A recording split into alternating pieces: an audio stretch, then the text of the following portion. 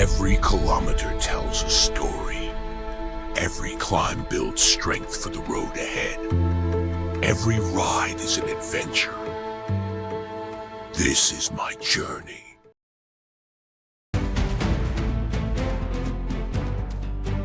At ayun na nga mga katagay, bumiyaya ako papuntang Subic para sumali sa isang bike event.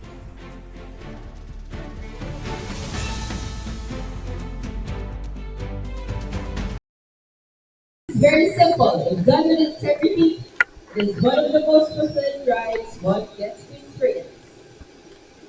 Almost exciting rocks. 5, 4, 3, 2, 1, let's go! You go now! Ito yung ODAX Randonneering event, a non-competitive, time-limited, long-distance cycling platform.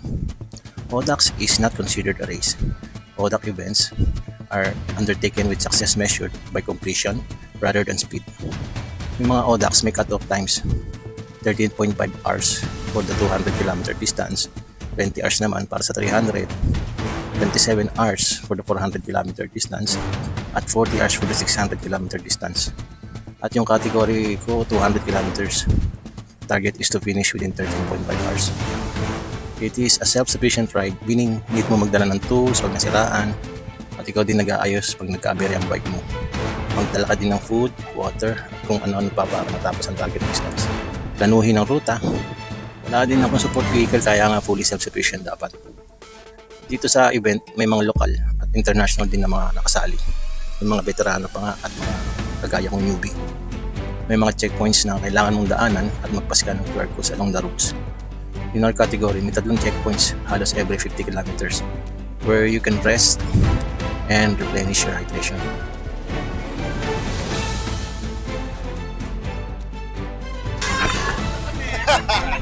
Sabi ko kayong namin.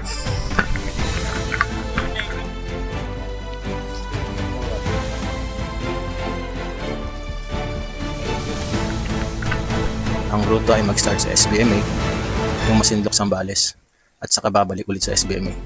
Mahabang patag, may mga rolling hills at mga ahon din. Ganda naman ang panahon ng time namin, bagamat sobrang init ng mga katanghalian na.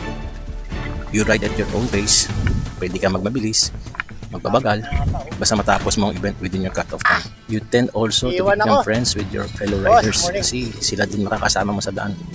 Shoutout nga pala kay Sir Ruel na sinundan ko dahil hindi pala nag-charge yung CP ko nung kinagabihan. Bagamat straightforward ang ruta, pag may namalihan kong likoy, Nakita ka 7-Eleven doon? kuto sa'yo Sir Ruel, malakas umahon, napaka para mapigay sa akin ng Sunod ako, pare. ruta. Congrats din po sa inyo. Ingat ha. Tayo sa second checkpoint. Pabalik na tayo. 100. Let's go! At ayun, medyo naging smooth naman yung ride namin. Masakit lang din sa aros tanghali. Kaya dapat may ensayo din. Yung tinatawag nilang heat training. Kumbaga sa kapahan, mapali yabi. Dito ko nga pala ginamit yung aerobar ko para may pahinga din sa mga nakakaumay na patag. Malaking tulong din yung pagdala ko ng hydration bag para malesen ang mga stopover para makapag-refill ng tubig. At ayun na nga, buti may mga puno sa tabi ng daan para sumilong kahit paano. Hindi na din ako minto para kumain kasi may dala naman ako.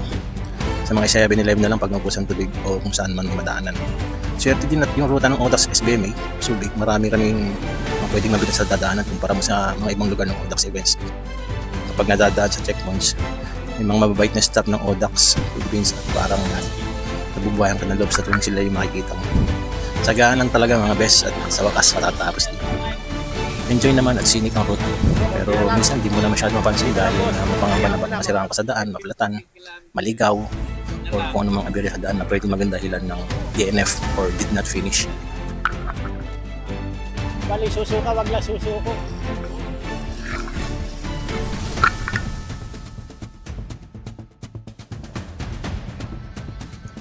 Di din dapat mawala sa focus kasi may mga aksidente din kaming nadaanan sa daan.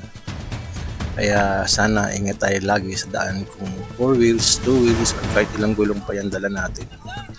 Siyempre, huwag din natin kalimutan ng panalangin at gawain niyang nasa taas. San Marcelino. Uno de Dios es 5 más.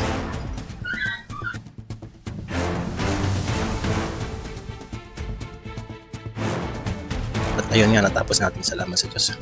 Pwede nyo rin subukan yung mga ganitong rides to test your fitness. visit your Audax PH website and Facebook. Yun lamang po and salamat sa panood. Salamat mga katanggay. Peace!